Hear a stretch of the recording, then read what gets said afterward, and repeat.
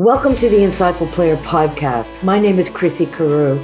I'm the host and founder of Insightful Player and the author of Insightful Player, Football Pros Lead a Bold Movement of Hope.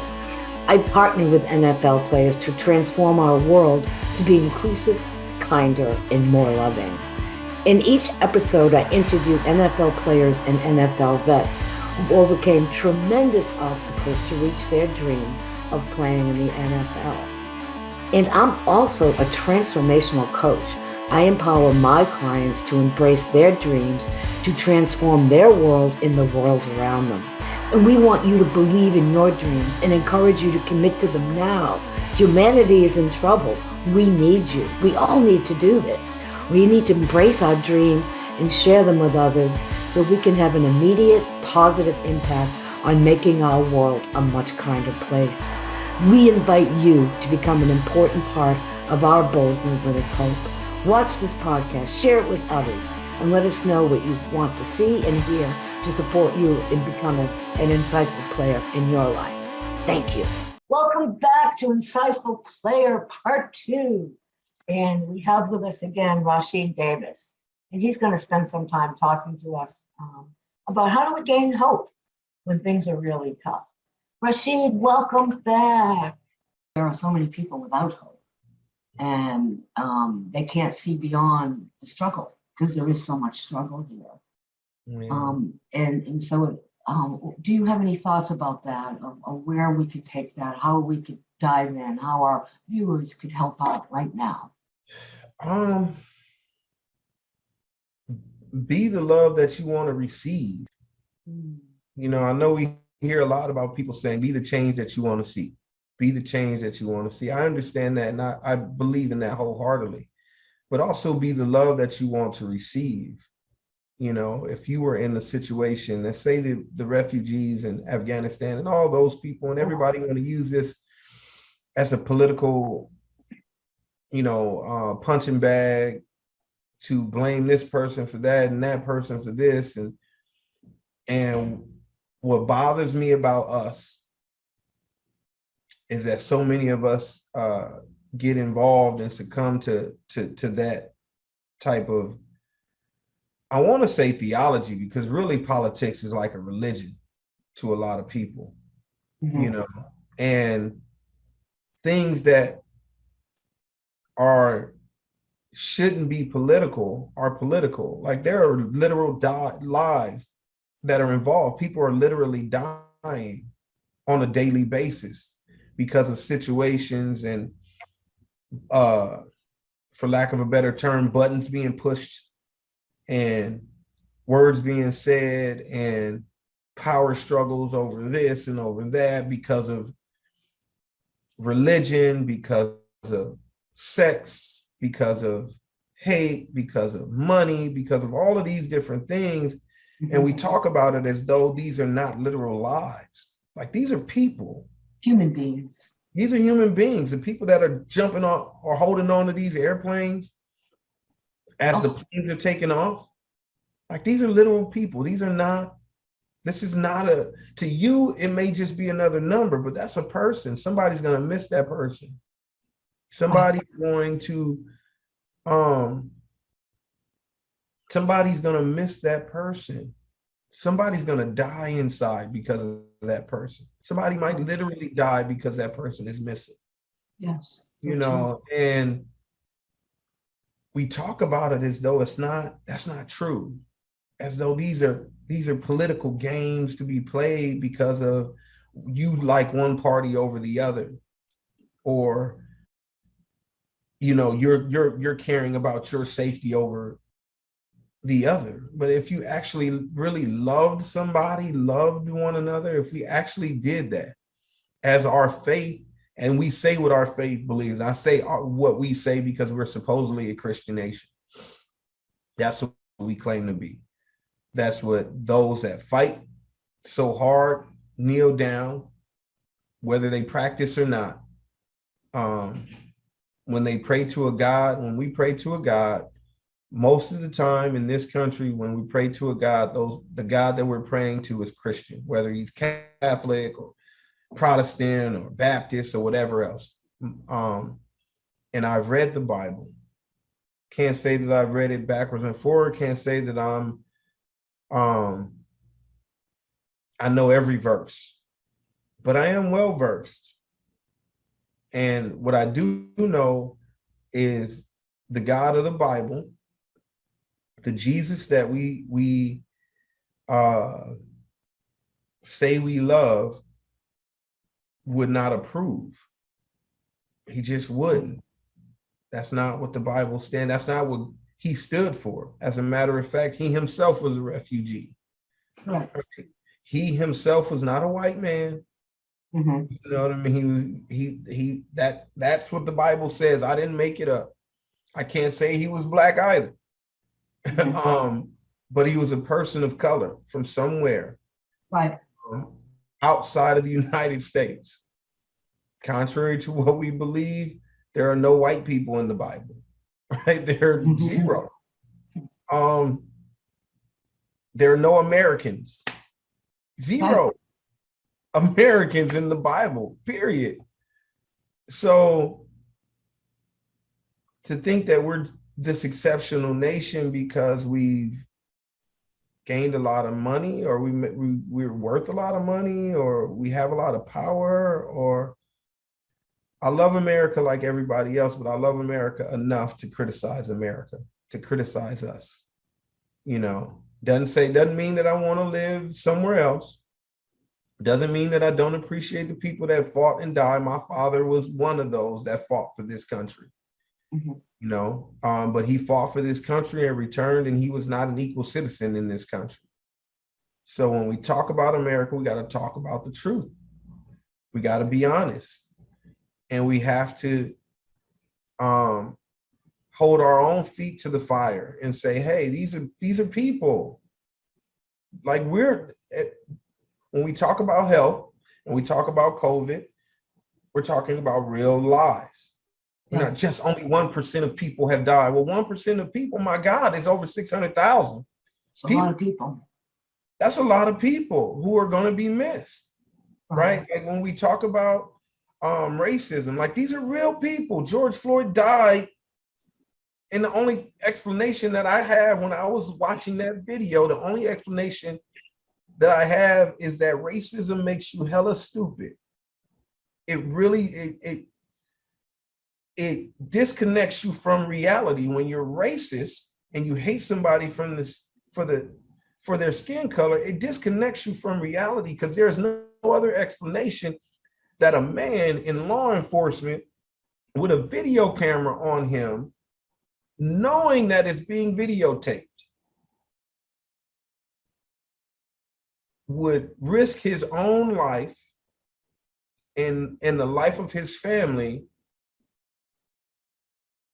and kneel on this man beyond 2 minutes plus, beyond him moving. 9 minutes, I think. You know, there was 9 minutes total, but beyond him moving, when he stopped moving, he kept his knee on his neck for 2 minutes and 40 something or maybe longer seconds. Mm-hmm. Right, beyond him, George Floyd not moving. Then didn't administer aid. Then, like, you're looking directly into the camera. You don't think the world, given the world that we live in now, you can upload video and the world can see it, especially here in America, because we do have freedom of speech and we do have freedom of expression and whatnot, and the internet is open and everybody in the world can see it. You think that he didn't have the wherewithal to know that, well, this is on tape, and at very least, I'm gonna have an inquiry. I'm gonna be pulled into the office. But racism is the only thing that explains that, because historically, people like him that look like him, that have in the job that he had, that have done the things that he was doing, have gotten away with it. Right. And so racism makes you stupid. That's the only conclusion that I can come to. It makes you so callous. And so that racism is it's not a political issue. It's a human issue. It's a human rights issue. My life when I walk out of this hotel room today could be in jeopardy because of some stupid idiot in their racist views. for Right. nothing, no other reason than the fact that my skin is darker than his or hers or whatever. So, Right, right. It's disgusting. It's absolutely disgusting. And I have a belief that a couple of things is racist people hate their own guts, and they're totally disconnected from their soul. And it just makes no sense to be full, they're enraged. And again, as I mentioned, when the whole George Floyd thing happened, I could not watch that video more than a couple of times. I sobbed and I didn't know what I didn't know. But I still don't know what I don't know. And we all don't know what we don't know. I don't know what it's like to be brought up anything but white middle America, you know? mhm. And so we need more from you to teach us. And because this can't go on. This has to stop. And we need more love. And we just can't do this anymore. It's evil. And I there's like so you. much. I can't teach you. I can't tell you what it's like to be middle class American. I can tell you what it's like to grow up a woman. Mhm, I wouldn't sit here and pretend. mhm. Um, but what I will say is that one thing that I've learned how to do, and I'm still learning how to do, my wife would probably say otherwise, is listen. Is Good. listen, Yes, that's a you good know, point. and that's the thing is it's very it's not easy to be objective, but you No. have to be objective and try to be objective in all situations. And um I'm going to put the onus on you though, as a white American, and not on us as Black Americans and others to be the teachers, right? I think there's plenty of evidence, right? Especially with the internet and all that others and videos that are coming out almost daily now. There's plenty of evidence where white America can go and do its own research and just be objective to the view and think to yourself, well, if this were me, Right. if that were me, how would I react? If that were my child, how would I react in that situation? You know, Yes. just like it's on me to say, if that were my daughter, if that were me, if I could put myself in a woman's shoes and how I would feel if something like that happened to me, or if what happened with the young lady who was raped by the Stanford swimmer, you know, and for him to be walking the streets freely and never get any jail time. How, if that were my daughter, how would I react? I shudder to think how I would react if that were my daughter. I shudder to believe in my own humanity at that point Right. and what I'm capable of. You know, I know what humanity is capable of. What am I capable of in a situation like that? I shudder to think about that, you know? So You're right.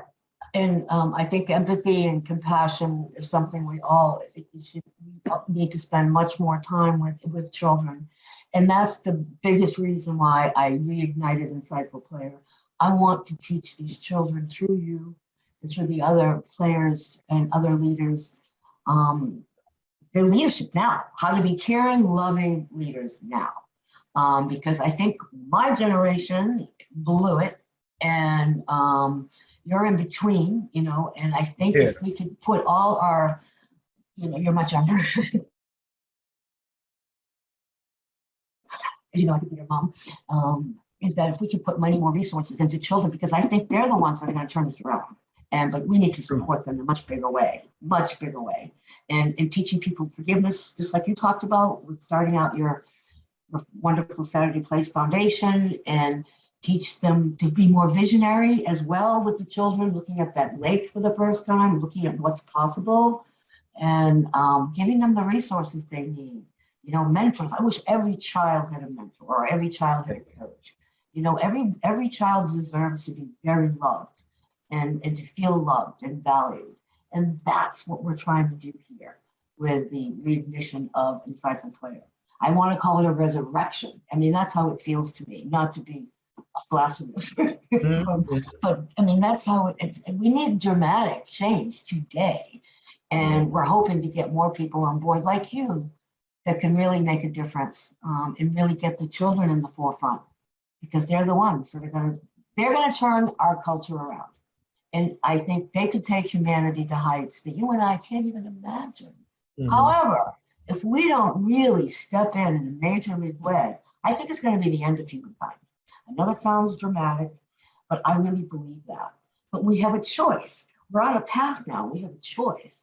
And so let's go with the love of the children and get them into programs and situations and resources where they feel loved and valued, and let them teach us what to do with this culture. I think maybe then Insightful Player is a collection of stories that you turn into children's books. Ooh, I love that. So as opposed to trying to get people to understand and read the stories in the Insightful Player, maybe you turn them into short story children books that teach insightful lessons. Yes, I love that. I love that. That show kids, okay, this is the world you live in. These are the people that live in this world. These are the stories of the people that I've met along the way in this world in my journey. You know, learn from them. Learn from me, learn from us. And I really think we don't put things into people. We don't put things into children. I believe that we draw children's the best sense of education, the best forms of education draw out what's already inside, what God has already put inside. Yes. And they learn how to use what that God has given them in a way that is beneficial to them in the world that they're living in. One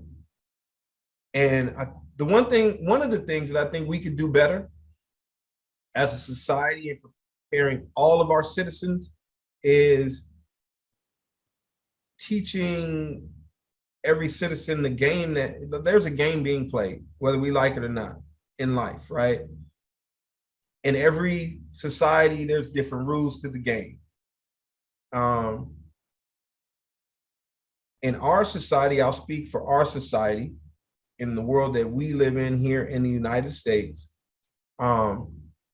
we have to teach each other how to play the game that we're playing here in the United States when it comes to everything that's happening. Be open and understanding this is a capitalist society and this is how it works. I'm not against capitalism necessarily. I am against some of the ways that we use capitalism. Yes. That being said, capitalism isn't evil in itself, but it can use improvements in the way that we go about it, right? We don't have to step on other people to gain in this world, to live a comfortable life in this world that we live in. So if we, instead of trying to be predatory in everything we do when it comes to capitalism, and no matter what it takes, we got to win. You know, we got to win no matter what it takes, no matter who we have to step on or climb over to get to where we need to go, no matter who we need to prey on. You know, if we taught the game in a way that there's enough for everybody to eat. You know, one of the things that football taught me was that when you win, everybody eats. When you're on winning teams, everybody eats on those teams. Other teams are willing to bring in the least of those that are on the winning team in order to pick his brain on what that team that's been winning for so long, what that team was doing. Everybody wants to know, right? And so there's more than enough food in this society for us to feed everybody. Yes. there's more than enough money in this society for everyone to have shelter. Yes. There's not more than enough money in this society for everyone to have health care. But we don't see it that way. You know, we see our paying taxes as a burden. We see our helping others as a burden, unless it's the charity, quote unquote, that we want to do and whatnot. We see welfare as a burden. We don't see taking care of our poor and our vulnerable in society. We don't see that as something that's worthy. As a whole, some of us do, but right. As a whole, we fight against that, you know, instead of embracing it. Like I read an article or a headline for an article the other day that talked about a school board saying that, making a statement that free lunches spoil children. This is a school district. I won't say the school board, but a school district. This is the title. Free lunches spoil children. Like, and the first thing that I thought, and I even posted something on my story on Instagram that says, since when did it become a bad thing in our society to help the most vulnerable? Since when did that become a bad thing? Because we praise people for it. You know, the wealthy, when they give to charity, we're, oh, yay, the wealthy's giving to charity out of the vast abundance of what they have. You know, but it's a burden when we do it as a public policy. It's a burden for it to be a public policy. And I think that boils down to us, you know, our freedoms. We don't want to be told what to do. Yeah. You know, so. Yeah. I don't know. I know I'm all over the place. And I know we're getting to an hour and whatnot. And I don't know if you've gotten to what you wanted to get to, but. No, I have. We have. And there's a lot here to talk about. And you're right. I think a lot of people are oblivious. They're wrapped up in their own lives. And that this is one of the things that I hope that we can do with this resurrection of the insightful player, is to help people become more aware of things like that. It's not okay to have anyone feel that way about free lunches for kids. I mean, we should all want to help each other. We need to be unified, and we're not. So this is what we're out to do, and to love people up one side and down the other, especially those that are not as fortunate as we are. And it's imperative that we do that. I think humanity depends on it. So before we go, I just want, if you wanted to say a few words about what you're doing with your work, including your high school coaching. Coaching for me is just, it's therapy. Mm-hmm. You know, my body doesn't like me out there doing on that hard turf coaching, but I love coaching the kids. I love sharing the game that has given me so much. I'm fearful for the kids and injuries and all of that. I try to push that out of my mind, because especially since my son is playing and whatnot. But I truly believe that I got more out of football than I gave. You know, and I gave a lot. I gave all of myself. But football in return, I think God gave me football, and football in return has given me exceedingly and abundantly more than I ever dreamed of when I started playing. And so I think it can do the same for the kids that I coach. And I try to share that with them, that they are more capable than they would even dream that they are. And that's not just on the football field. So I coach at Carmel Catholic, and that's fun. I'm still with Saturday Place. I'm on the board. We are still continuing to do the work that we've been doing since 2010. And if anybody wants to donate to Saturday Place, they can go to SaturdayPlace.org. They can look us up on Facebook as well as on Instagram. I believe we have a Twitter page as well. I don't run any of it anymore, thank God. Thank God, thank God. But Saturday Place, we're working on some fundraising deals and opportunities. We need grant writers. So for anybody that's in the grant writing and they know how to do it, we need to figure out, in order to make Saturday Place even more sustainable than it's already been, and it already is, we need institutional money, and we need to figure that part out pretty quickly, because the pandemic showed us that we are not as prepared as we would have liked to be, and to make us truly sustainable, we need that. And so we're working on that as well. But if anybody loves writing grants and that is watching this, please reach out to us at SaturdayPlace.org. What else am I doing? I'm on the board of Hire 360 Chicago, which is working on helping break down barriers in the construction industry here in Chicago, as well as introduce young adults to the trades, understanding that there are so many opportunities that are being missed in the trades because we no longer value the trades in this country as much as we used to, and so in correcting some of the errors of the past and teaching everybody how to work in an office, we're trying to get people to understand, especially young people, that we will always need builders, we will always need creators, we will always need plumbers, we will always need carpenters, we will always need these things. We will always need chefs. Restaurants aren't going away, although the pandemic tried to get rid of them. So I'm laughing, but it really breaks my heart. I don't mean to laugh like that, but I know. I'm just trying to find a little levity in all of the drama that we're in right now when it comes to COVID. But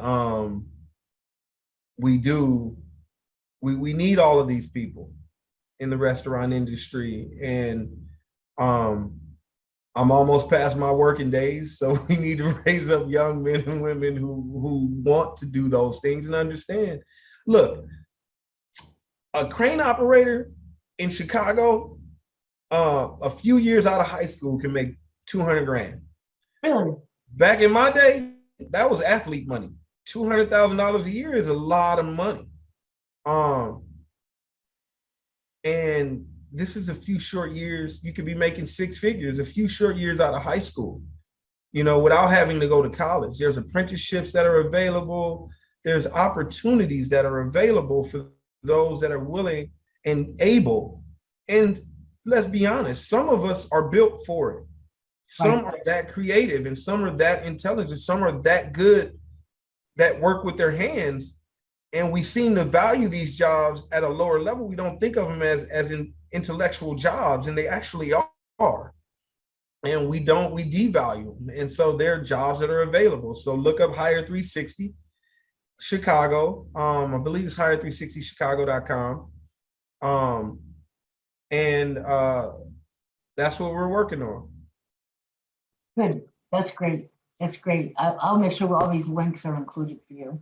And thank you for the beautiful work that you do. So they could also find me on Instagram at Sheed, SHIED 25. Mm-hmm.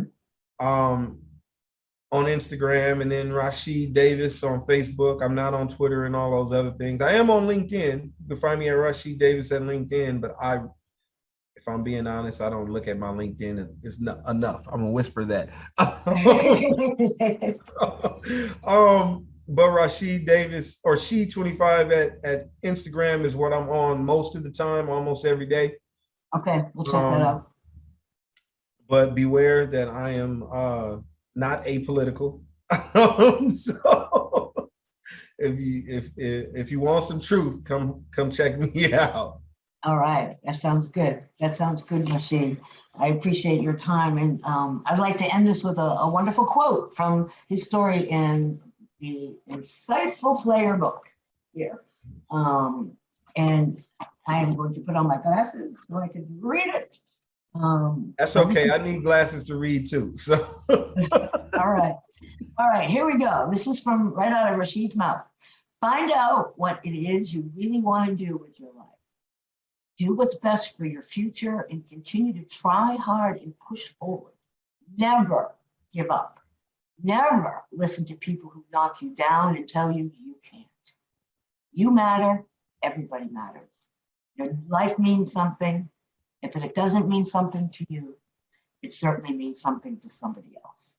That was beautiful. Beautiful quote from you. It's part of your essence, and I appreciate you so much. So I'd like to invite our listeners to think about what Rashied said today. He had a lot of wonderful points for you to try on for size. But as far as love, maybe you can go and acknowledge someone today. If you go into the grocery store, notice what the clerk is doing. Say something nice to them that's genuine. You know, pick up the phone and call someone that could use a lift. Go knock on your neighbor's door. Smile while you're driving in traffic. Just anything at all, just to let the love guide you today and for the rest of your life. And do something, one little thing every day. And I think that we'll be on the right track to, helping transform our culture to be more inclusive, kinder, and more loving. So I want to thank you, Rashied, and I want to thank everybody else for tuning in, and we'll see you next time. Thanks a lot. Have a great day. Bye-bye. The entire Insightful Player podcast initiative is dedicated to the late Tom Constantino. Tom Constantino was my PR consultant. He was over the moon fabulous. He was really an exceptional human being, and Insightful Player wouldn't have made it to where it is now if it wasn't for Tom. So Tom, up there in heaven, I just want you to know you're going to live in my heart forever. And I am forever grateful for you. Thank you.